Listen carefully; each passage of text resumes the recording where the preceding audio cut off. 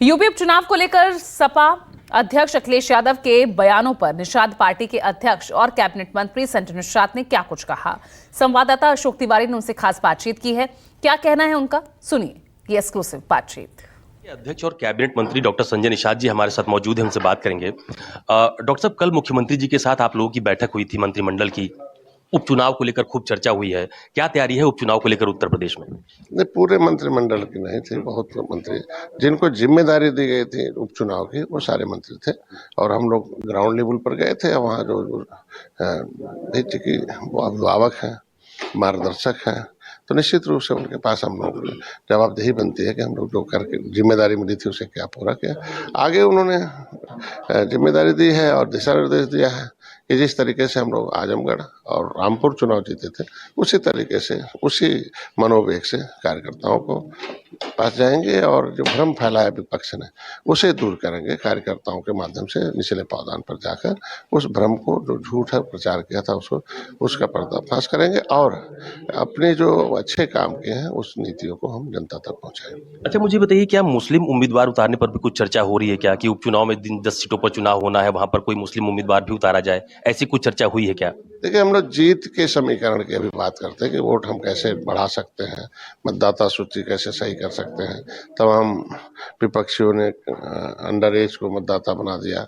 कुछ ऐसे, मैंने पहले बताया, कुछ अधिकारी प्रेरित हैं जिन्होंने 2022 में वोट था 2024 में काट दिया। तो ऐसे तमाम चीजें हैं जिसको सही करना होगा और प्रत्याशी कौन होगा, कैसा होगा, वो तय करने का काम मिलजुल के वो बाद में होता। अच्छा, देखता हूँ इधर आप अधिकारियों से बहुत नाराज रहते हैं। आपने कई बार ये कहा कि अधिकारियों का रवैया ठीक नहीं है। ऐसा क्या लगता है आपको कि क्या मिली भगत है क्या उनकी कहीं और, जो बात आपने पहले भी कही थी? कुछ अधिकारी हैं, मैंने सब अधिकारी नहीं, आपने ऐसा बोल दिया जैसा लगता सब अधिकारी से। अरे अधिकारी नहीं होते तो इतने अच्छे विकास कैसे होते, उत्तर प्रदेश सर्वोत्तम प्रदेश कैसे बन। कुछ एक अधिकारी हैं जिसको मैं बता रहा हूँ कि जिससे मैंने कहा वोट कटवाने में, कुछ अधिकारी ऐसे हैं कि जो ये समाज नाराज हो जाए, जिससे कि जिसके साथ है उससे हट जाए। भाई, जैसे मछुआरों का है एक आरक्षण के मुद्दे को, तो कौन चीज संवैधानिक है कौन गैर संवैधानिक है ये तो अधिकारी तय करता है ना। कोई जरूरी नहीं कि न्यायालय में जाए हर चीज लेकर। अब न्यायालय ने कह दिया कि उत्तर प्रदेश सरकार को पावर नहीं था कि किसी जाति को अनुसूचित का ये काम करे, तो ये सब अधिकारी क्यों ऐसा काम किए, क्यों ऐसा उलझा दिए। हमें ओबीसी से निकाल दिया नोटिफिकेशन करके राज्यपाल ने। अभी न ओबीसी में है न एससी में इनकी गिनती हुई थी 1961 में। जब हमारी गिनती 1961 में हो गई, केवट मल्लाह मझवार के रूप में चिन्हित हो गए, तो इनका ओबीसी में डालना नाम ये भी गैर संवैधानिक है। बात समझ, बाप का तुरहा का बना बेटे का नहीं बना रहे हो, बाप का मझवार का बना बेटे को नहीं बना रहे, इसका क्या मतलब हुआ? ऐसी जाति। अभी माननीय मुख्यमंत्री जी के पास इस मामले के समाधान के लिए बातचीत हुई और हमने कहा आरजीआई से दिशा निर्देश मांगा जाए। मैं कहा हूँ पिछड़ा हूँ, अनुसूचित हूँ, तो आरजीआई को तय कर देना चाहिए ना। तो आरजीआई ने लिख कर दिया कि नहीं, केवट मल्लाह मझवार अनुसूचित जात का इकदार 1961 में अनुसूचित जात में इनकी गिनती हुई थी। तो जब मेरी एक गिनती हो गई तो बिना संविधान में संशोधन के मेरा नाम ओबीसी में क्यों डाल दिया? अगर वो तो एक तो गैर संवैधानिक हुआ। आज के दिन में माननीय मुख्यमंत्री जी ने जब आरजीआई से पत्र मांगा कि हमें दिशा निर्देश दो तत्काल, तो दिशा निर्देश तत्काल यहाँ न देके राज्य सरकार को भेज दिया सामाजिक न्याय मंत्रालय को। तो क्या कहेंगे, अधिकारी उलझा रहे हैं कि नाराज हो जाए जातियां, जिससे वोट न करें, इन मामले हल हो जाएंगे तो ये इनके साथ पूरा हो जाएंगे। अच्छा, इधर देख रहा हूँ मंत्री जी, ये आरक्षण को लेकर बहुत पत्र लिखे गए हैं। अनुप्रिया पटेल जी ने पिछली बार आरक्षण को लेकर पत्र लिखा था, फिर एक पत्र अनुप्रिया पटेल जी ने लिख दिया है। तो क्या ये आरक्षण उत्तर प्रदेश के उपचुनाव में या आने वाले चुनाव में बड़ा मुद्दा होने वाला है क्या? देखो, आरक्षण एक अवसर है ऐसी जातियों को कि बड़ा घोड़ा और छोटा घोड़ा एक में डाल दिया जाए तो बड़ा घोड़ा जो मजबूत है वो छोटे घोड़े का हिस्सा खा जाएगा। इसलिए संविधान में एक व्यवस्था दी गई कि भाई संविधान में जो पीछे चाहे किसी भी आधार पर मुगलों अंग्रेजों ने उजड़ा है, ऐसी उजड़ी जातियां जिनको अंग्रेजों ने कानून बना के उजाड़ दिया, वो विकास की मुखधारा से कोसों दिन शिक्षा स्वास्थ्य उन्हें अवसर प्रदान हो जाए।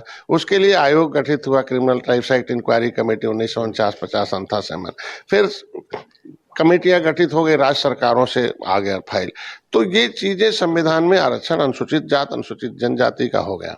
तो ये मिलता रहा। लेकिन जो अनुसूचित जाति जनजाति में समूह है, leatherman, washerman, fisherman, group of caste में 66 66 समूह है, लेकिन 66 समूह का आरक्षण केवल एक वर्ग लेता रहा और बाकी वर्ग चिल्ला के मांगते रहे कांग्रेस से, नहीं सुना और कांग्रेस के खिलाफ वो वर्ग आ गए, निषाद आ गए। आज कांग्रेस की क्या दशा हो गई, 18% आबादी पूरे देश में, मतलब माझी में एन लगेगा तो नहीं मिलेगा, माझी को मिलता था और वहां एक एन अधिकारी ने गायब कर दिया, अब कह दिया माझी रहेगा, MAJHI रहेगा तो मिलेगा, MANJHI रहेगा तो नहीं मिलेगा। तो ऐसे में मध्य प्रदेश, उत्तर प्रदेश, झारखंड, ऐसे ही 14 प्रदेशों में वह जातियां नाराज हुई और आरक्षण के नाम पर कांग्रेस से दूर हो गई। वही काम सपा बसपा ने किया कि आओ मैं तुम्हारा पॉलिटिकल गॉडफादर हूँ। लोगों ने तो हो गया, चारा भाईचारा बना दिया बसपा ने, है निषाद भाईचारा बना दिया, तमाम चारा बना दिया और सब बेचारा हो गए। नतीजा क्या हो गया कि सारी नौकरियों पर कब्जा हो गया। और ये लोग तो सामाजिक न्याय समिति का रिपोर्ट क्या कहती है कि आरक्षण के नाम पर 23% में केवल लेदरमैन कब्जा कर लिया अपनी जाति से 100 गुना, 27% में मिल्कमैन ने कब्जा कर लिया। और जब जातियां जान गई तो दशा क्या है बसपा का, क्या दशा सपा का। अगर ये विसंगति नहीं दूर हुई तो नुकसान तो देखो भाजपा का शुरू हो गया है, क्योंकि आरक्षण का मुद्दा जैसे उठाया अखिलेश जी ने, है संविधान का मुद्दा, सही से संविधान नाम लेते हैं, उसके अंदर आरक्षण आता है। तो आरक्षण जो फायदा लेने वाली जातियां थी वो भाग गई उधर कि संविधान बदल जाएगा, आरक्षण नहीं मिलेगा। और जिनको आरक्षण नहीं मिला, जैसे निषादों को जब नहीं मिला तो कहते साहब देने का तो वादा किया था भाजपा ने, देने का तो वादा किया था डॉक्टर संजय ने, ये पत्र घुमा रहे हैं और कुछ हो नहीं रहा है। नुकसान हो सकता है इसका। भाई मैं कह रहा हूं कि महिलाओं का आरक्षण 10% हुआ, मतलब 33%, और अपर कास्ट का 10% लिखा गया, तो जिसको मिला हुआ संविधान में उसे देने में क्या दिक्कत है। तो ये अधिकारी उलझा रहे, तो अगर इनके मुद्दे को ठीक ढंग से टैकल नहीं किया गया तो नुकसान हो सकता है। अभी नुकसान हुआ है, आगे भी हो सकता है। अच्छा मुझे बताइए, इन दिनों उत्तर प्रदेश की सियासत में बहुत ज्यादा उठापटक देखने को मिल रही है। केशव मौर्य जी लगातार दिल्ली दरबार में हैं, पार्टी के राष्ट्रीय नेतृत्व से मुलाकात कर रहे हैं, ये कहा जा रहा है सब कुछ ठीक नहीं चल रहा है। अभी आप बीते दिनों मिले भी थे केशव जी से उनके आवास पर, तो आप तो सहयोगी दल हैं, क्या हो रहा है? और मिलना जुलना तो भाई सभी लोग हमारे साथी हैं। हमारा विभाग मत्स्य विभाग है, उनके विभाग से रिलेटेड है। हमारे पास कोई प्रैक्टिकल के साधन नहीं है, मतलब तो छोटा विभाग अभी शुरू हुआ मंत्रालय, तो हमें शिक्षण प्रशिक्षण निषादों को दिलाना है तो उनके प्लेटफार्म पर जो ब्लॉक में प्रशिक्षण केंद्र उससे हम ले लेते हैं। बाकी वो बड़े सब लोग पुराने नेता, पिछड़ों के नेता है, तो हमें मार्गदर्शन मुख्यमंत्री से मिलते, उप मुख्यमंत्री से मिलते हैं, मंत्रियों से मिलते हैं, इसलिए कि उनका मार्गदर्शन मिले, उनका दिशा निर्देश मिलता तो अच्छे काम होते हैं, बस और कोई विशेष बात नहीं है। और उसे कयास अलग नहीं लगाना चाहिए, क्योंकि हम लोग दिल्ली नहीं मिलेंगे, माननीय मुख्यमंत्री से नहीं मिलेंगे, शीर्ष नेतृत्व से नहीं मिलेंगे तो क्या करेंगे, विपक्ष से मिलने जाएंगे हम लोग। तो इस मिलने पर अगर कयास लगाते हैं तो ये गलत। मतलब सब ठीक चल रहा है सरकार में? से ठीक चल रहा है और आगे भी चलेगा, और हम लोग देखो चुनाव भी जीतेंगे, 27 भी जीत कर दिखाएंगे। एक अंतिम सवाल पूछ रहा हूँ, अखिलेश यादव जी ये बीजेपी संगठन और सरकार को लेकर तंज कसते हैं, बोलते हैं सब ठीक नहीं चल रहा है। देखो हर आदमी को अपनी पार्टी को देखना चाहिए, दूसरी पार्टी। इन लोगों को इस समय देखिए, विपक्ष के पास बयानबाजी के अलावा कुछ रह नहीं गया। विपक्ष ने झूठ बोलकर, भ्रम फैलाकर, भय दिखाकर 3 बातों पर आधार पर आंशिक सफलता प्राप्त की है।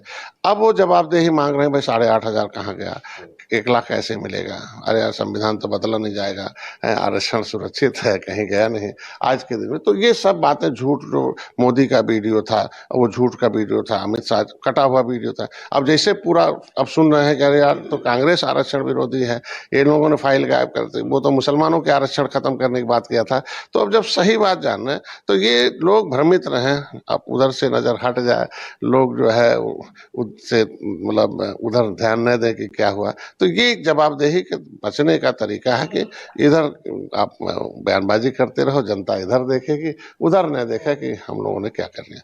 लेकिन आज के दिन में जनता सही चीज जानने, क्योंकि झूठ बहुत देर तक रहता नहीं। जब सही बात जान रही है कि मेरे आरक्षण का रोड़ा कौन है, कौन फाइल गायब कराया है, कौन गुमराह किया, कौन 30 साल से मेरी नौकरी कब्जा कर रहा, ये सब चीजें जाने। वो ही जातियां गई जो आरक्षण का ज्यादा लाभ लेती रही, तो उनको मन में डर था कि अरे 400 पार हो जाएगा तो खत्म हो जाएगा, तो मेरा आरक्षण खत्म हो जाएगा, हम लोग आरक्षण के बदौलत बहुत फायदा ले रहे हैं। तो ऐसे में विपक्ष का बयान उचित नहीं। चलिए, बहुत धन्यवाद हमसे बात करने के लिए। ये योगी सरकार में कैबिनेट मंत्री और निषाद पार्टी के अध्यक्ष डॉक्टर संजय निषाद हैं, जिनका साफ तौर पर यह कहना है कि फिलहाल सरकार और संगठन में सब कुछ ठीक ठाक चल रहा है। और जहां तक उपचुनाव की बात है तो आने वाले उपचुनाव में एनडीए पूर्ण जो जीत हासिल करेगा। कैमरा पर्सन मिंटू सिंह के साथ अशोक तिवारी, लखनऊ, न्यूज़ 24।